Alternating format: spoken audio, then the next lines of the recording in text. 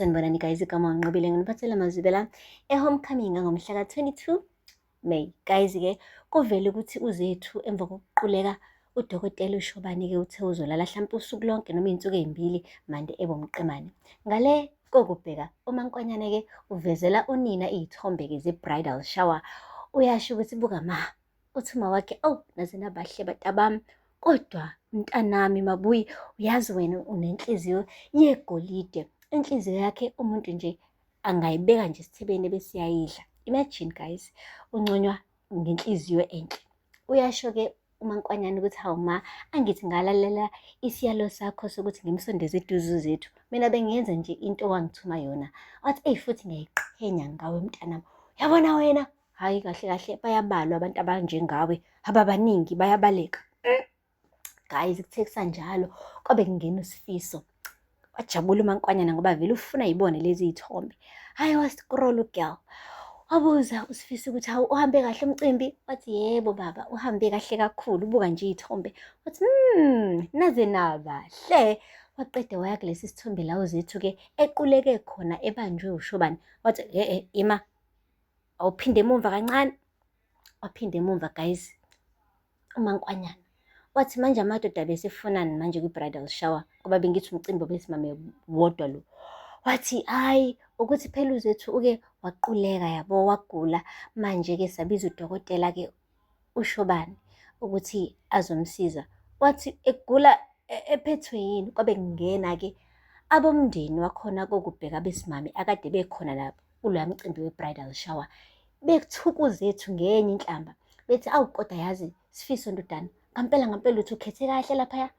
Ukhethe umakoti ophuza dakwe azaquleke njengendoda. Hayi ngeke. Hayi wazi wasihlaza nangomuntu wesifazane. uSifiso guys umane wadla imihlathi.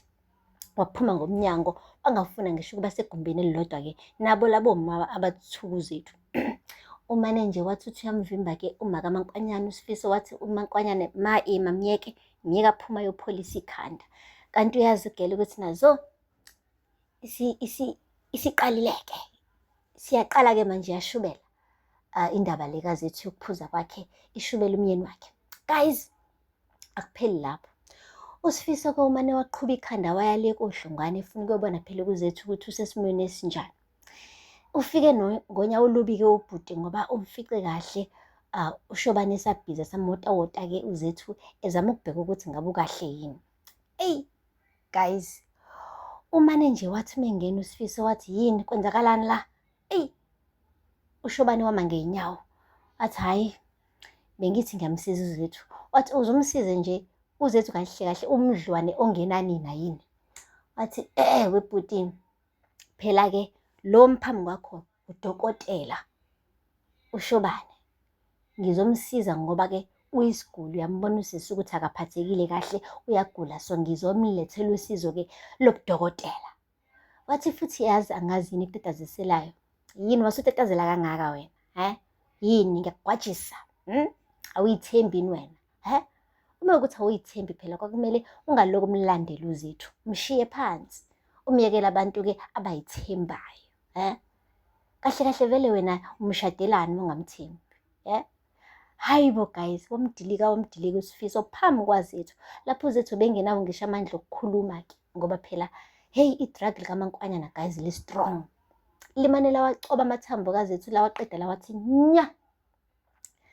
Umane nje wathi uSifiso lalelani la, anike nikhiphe le ndoda egqoka amacici la endlini. Nimemelani umuntu egqoka amacici la endlini? Wabehamba guys uShobane.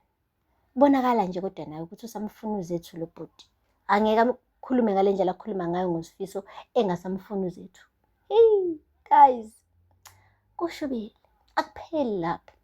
uSifiso-ke umbuzile uzethu ukuthi ngampela kwenzakaleni kule bridal shower yakho noMankonyane. uzethu wathi angazi nami kuphela nje, angazi noma nginawona amandla okubheka abantu bakokubheka kusasa. Yabona nje lo mshado wakusasa angiboni nginawo amandla. Wathi lalela Mangwane, phumula, lala, mina ngizokhendlisha konke okumele ngikhendlishe namhlanje. Wena nje okumele ukwenze ukuthi uphumule ngoba kusasa siyakudinga ukuthi ube khona. Ke guys, le ndaba-ke yokuquleka kwazethu kuxaka abantu abaningi ngoba ngisho naye-ke uMaNgcobo uxakekile. Ufikile-ke naye ezomvakashela umngani wakhe ezosho ukuthi hayi khona ukushaya amanzi la. Uyasho uZethu ukuthi no, akukho lutho olushaya amanzi. Ngicabanga ukuthi nje ngiphuze kakhulu nami yabo, nokuthi nje bekade ngingadlile. Ngicabanga ukuthi isizathu leso. Wathi awungeke mngani, kodwa usale usucobeka kangaka. Hayi, wathi cha, kodwa ngiyamsola noMaNkwanyana. UMaNkwanyana ubekade ethene kuwena. Siyazi ukuthi bekade ningazwani, kodwa le ndlela bekade eyiyona. Wena ukhumbuli lutho? Wathi hayi kona ngiyakhumbula ukuthi ube nomusa kakhulu kumina izolo. Nami angazi-ke kodwa okunye ayi angikhumbuli lutho nje ku-blank. Wathi ngeke, khona into ayenzile uMaNkwanyana kuwena. Uyazi ubelokhu kunikeza idrinki nje. Uthi sabathe uyayiqeda kunikeza enye, uthi sabathe uyayiqeda kunikeza enye. Khona ukushaya amanzi ngampela Zethu. uZethu wamkhuza-ke kuMaNgcobo washo ukuthi hayi musoloko uyibhekisisa kakhulu le nto le, yishiye mngani. Kanti umngani-ke akazuyishiya ilenga, uzohamba aqonde ngqo kokubheka eyo-confront uMaNkwanyana. uMaNkwanyana-ke guys ubesathinta itafula ethi uyaklina, wangena uMaNgcobo wathi ya wena, awungitshela ukuthi wenzeni kuZethu. Wathi ukhuluma ngani? Wathi wena ubukade ubhizi unikezana uZethu amadrink emva kwalapho yaquleka. Wenzeni wena? Ukhohlakele kabi wena, unenhliziyo embi wena. Wathi yabona-ke manje usukhuluma umbhedo, usuka le usuka khona uzowudelela mina emzini wami. Uthi lalela la, ngifuna wena ukukhuluma iqiniso ukuthi uZethu umenzeni.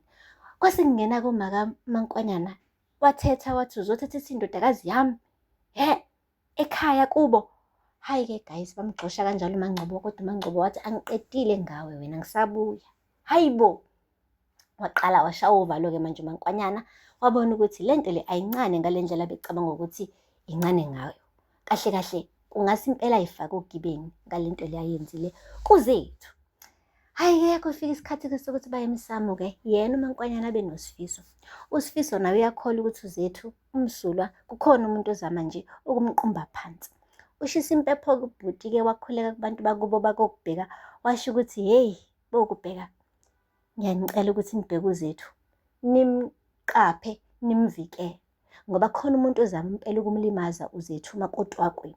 uMaNkwanyana ubemelokhu ethi gwajaza nje ugirl. Uqede wathi uSifiso, uyabona lo muntu ozama ukuthi alimaze umndeni wami, ngicela nje nimkhombise ulaka lwenu, nimenze ahlale avele obala njengezinqa zenkawu, niphinde nenze isiqiniseko sokuthi uyajeza, alikhuluma iqiniso kodwa futhi ejeze.